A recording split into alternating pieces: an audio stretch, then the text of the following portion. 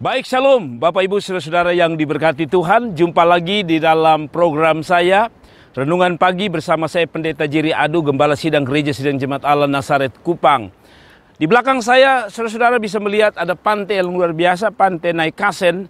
Dan saya percaya bahwa pantai ini mengingatkan kita, atau tempat ini mengingatkan kita 2000 tahun yang lalu ketika Yesus datang pada murid-murid yang sedang menebarkan jala untuk menangkap ikan. Dan catatan Alkitab dalam Lukas pasal yang kelima, ayat yang kelima dan 6, saya baca untuk saudara.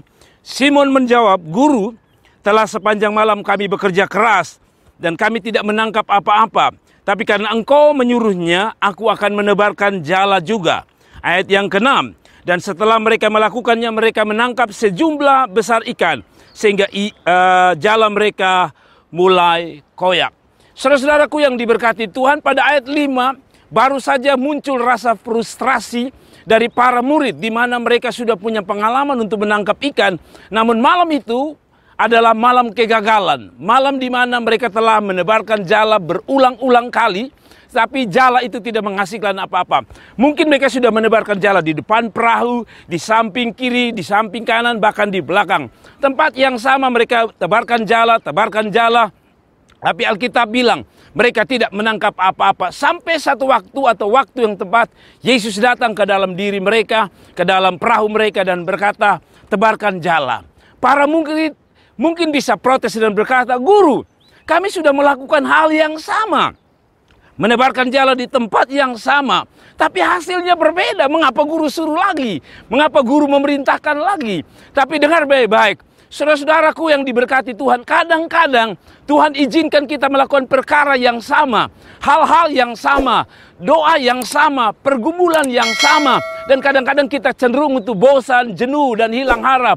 Karena kita berpikir kita telah melakukan hal itu berulang-ulang. Tapi hasilnya nihil, hasilnya kosong. Saudara-saudara, contoh yang paling gampang adalah banyak kali kita melakukan hal yang sama, namun hasilnya tidak ada. Misalnya, ketika saudara berdoa, saudara berdoa hari pertama, hari kedua, hari ketiga, 1 bulan, 2 bulan, 3 bulan. Untuk satu pergumulan yang sama. Namun saudara tidak melihat hasilnya.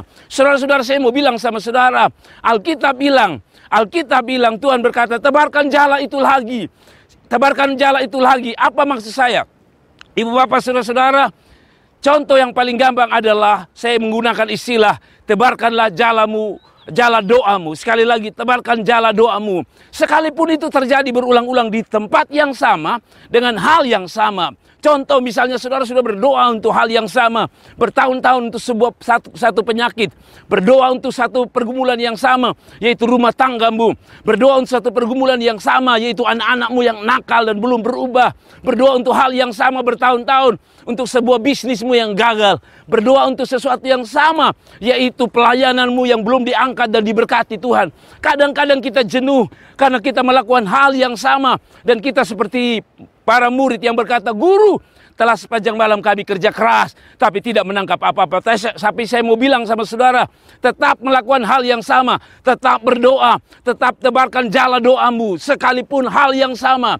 Doakan terus, lakukan yang sama, terus dan terus. Karena Alkitab berkata, setiap orang yang berseru kepadaku, tidak ada yang sia-sia. Sekali lagi pesan saya, tebarkan jala doamu untuk hal yang sama, yang berulang-ulang, untuk berbahan yang sama, pergumulan yang sama. Tebarkan lagi, datang dan tebarkan lagi, datang dan doa lagi, datang dan doa lagi. Sampai Alkitab berkata Yesus datang dan menjawab saudara. Dan di dalam ayat yang ke-6, dan setelah mereka melakukannya, mereka menangkap sejumlah besar ikan sehingga jala mereka mulai koyak.